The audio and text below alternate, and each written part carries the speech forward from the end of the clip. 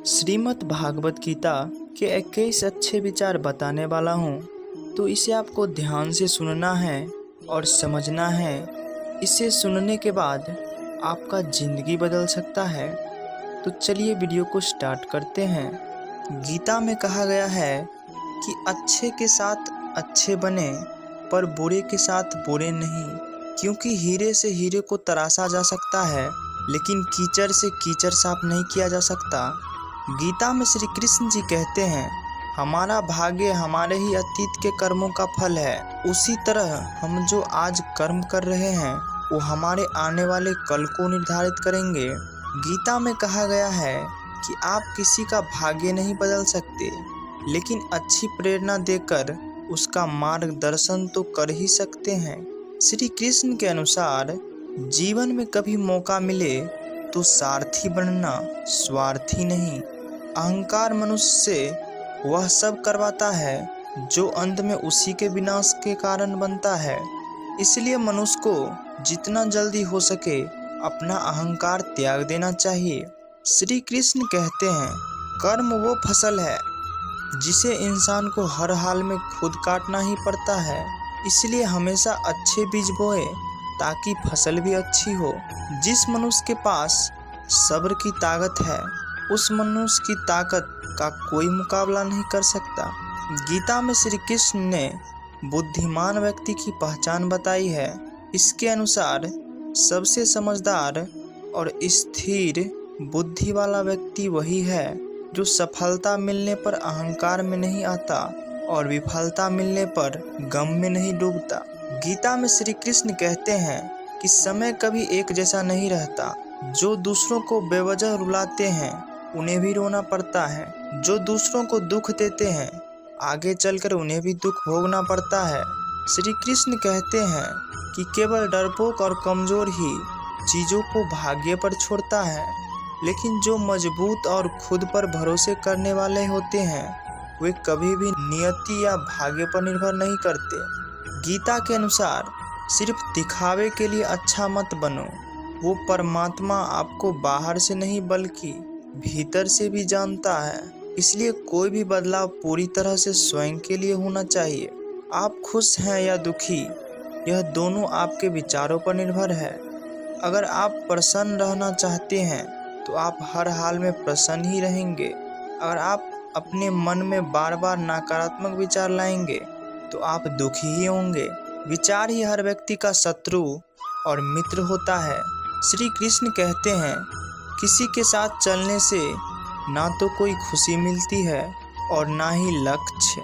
इसीलिए मनुष्य को सदैव अपने कर्मों पर विश्वास करते हुए अकेले चलते रहना चाहिए। गीता में श्री कृष्ण ने कर्मयोग, भक्ति योग और ज्ञान योग को ही कल्याण का प्रमुख साधन बताया है। कर्म के प्रवाह से संबंध का टूट जाना ही जीवन का लक्ष्य है, और यह लक्ष्य उपयुक्त तीनों मार्गों से प्राप्त हो सकता है।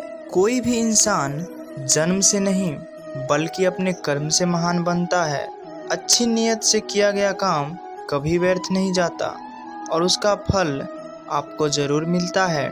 बुराई बड़ी हो या छोटी हमेशा विनाश का कारण बनती है, क्योंकि नाव में छेद छोटा हो या बड़ा नाव को डुबो ही देता है।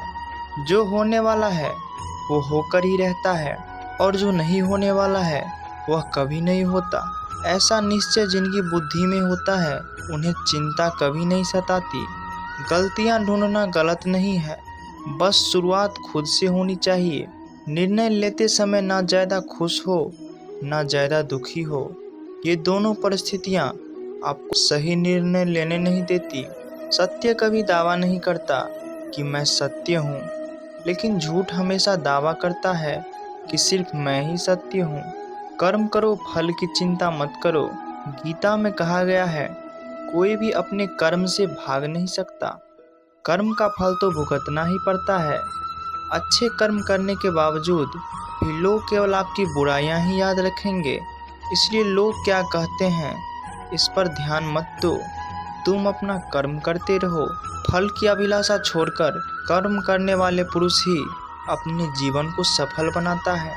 मैं किसी का भाग्य नहीं बनाता, हर कोई अपना भाग्य खुद बनाता है। आप आज जो भी कर्म कर रहे हो उसका फल आपको कल प्राप्त होगा, और आज जो आपके पास है वह आपके द्वारा पहले किए गए कर्मों का फल है। इंसान हमेशा अपने भाग्य को कोसता है, यह जानते हुए भी कि भाग्य से भी ऊंचा उसका कर्म है जो स्वयं के हाथों में है। नकारात्मक विचारों का आना तय है, परंतु यह आप पर निर्भर करता है कि आप उन्हें कितना महत्व देते हैं। जो अच्छा लगे उसे ग्रहण करो और जो बुरा लगे उसका त्याग, फिर चाहे वह विचार हो, कर्म हो या मनुष्य हो। मैं भूत, वर्तमान और भविष्य के सभी प्राणियों को जानता हूँ, किंतु वास्तविकता में मुझे कोई नहीं जानता। जब भविष्य धुंधला पड़ने लग जाता है तब आपको अपने वर्तमान में ध्यान केंद्रित करने की आवश्यकता होती है। जो पैदा हुआ है उसकी मृत्यु भी निश्चित है, जैसे जो मृत है उनके लिए जन्म। इसलिए जिसे बदल नहीं सकते उसके लिए शोक मत करो। मनुष्य अपने विश्वास से निर्मित होता है, जैसा वो विश्वास करता है वैसा वो बन जाता है। आत्मज्ञान की तलवार से अपने हृदय से अज्ञान के संदेह को काटकर अलग कर दो। उठो, अनुशासित रहो। जिस मनुष्य के पास सब्र की ताकत है उस मनुष्य की ताकत का कोई मुकाबला नहीं कर सकता। मनुष्य के अपने जीवन की चुनौतियों से भागना नहीं चाहिए और ना ही भाग्य और ईश्वर की इच्छा जैसे बहानों का प्रयोग करना चाहिए। शिक्षा और ज्ञान उसी को मिलता है जिसमें जिज्ञासा होती है। जिस प्रकार अग्नि सोने को परखता है उसी प्रकार संकट वीर पुरुष को। जो व्यवहार आपको दूसरों से पसंद ना हो ऐसा व्यवहार आप दूसरों के साथ भी ना करें। अगर आपको कोई अच्छा लगता है तो अच्छा वो नहीं बल्कि अच्छे आप हो, क्योंकि उसमें अच्छाई देखने वाली नज़र आपके पास है। जो मुझे सर्वत्र देखता है और सब कुछ मुझ में देखता है उसके लिए न तो मैं कभी अदृश्य होता हूँ और न वह मेरे लिए अदृश्य होता है। वक्त से पहले मिली चीज़ें अपना मूल्य खो देती है और वक्त के बाद मिली चीज़ें अपना महत्व। आत्मा न तो जन्म लेती है और न ही मरती है, आत्मा अमर है। व्यक्ति जो चाहे बन सकता है यदि विश्वास के साथ इच्छित वस्तु पर लगातार चिंतन करे। मन की शांति से बढ़कर इस संसार में कोई भी संपत्ति नहीं है। अपने आप को ईश्वर के प्रति समर्पित कर दो। यदि सबसे बड़ा सहारा है, जो कोई इस सहारे को पहचान गया है वह डर, चिंता और दुखों से आज़ाद रहता है। ज़्यादा खुश होने पर और ज़्यादा दुखी होने पर निर्णय नहीं लेना चाहिए, क्योंकि यह दोनों परिस्थितियां आपको सही निर्णय नहीं लेने देती। जब इंसान अपने काम में आनंद खोज लेते हैं तब वे पूर्णतः प्राप्त करते हैं। निंदा से घबराकर अपने लक्ष्य को कभी न छोड़ें, क्योंकि लक्ष्य मिलते ही निंदा करने वाले की राय बदल जाती है। हमेशा संदेह करने से खुद का ही नुकसान होता है। संदेह करने वाले व्यक्ति के लिए प्रसन्नता न ही इस लोक में है और न ही किसी और लोक में। जो पुरुष सुख तथा दुख में विचलित नहीं होता और इन दोनों में समभाव रहता है वह निश्चित रूप से मुक्ति के योग्य है। जिंदगी में हम कितने सही हैं और कितने गलत यह केवल दो लोग जानता है, एक परमात्मा और दूसरी हमारे अंतरात्मा। जीवन में बिना किसी कर्म को किए किसी फल की आशा करना इंसान की सबसे बड़ी भूल होती है। मनुष्य अपने जीवन में जो भी कर्म रूपी बीज बोता है भविष्य में उसी का फल उसे प्राप्त होता है। मैं श्रेष्ठ हूँ यह आत्मविश्वास है, लेकिन सिर्फ मैं ही श्रेष्ठ हूँ यह अहंकार है।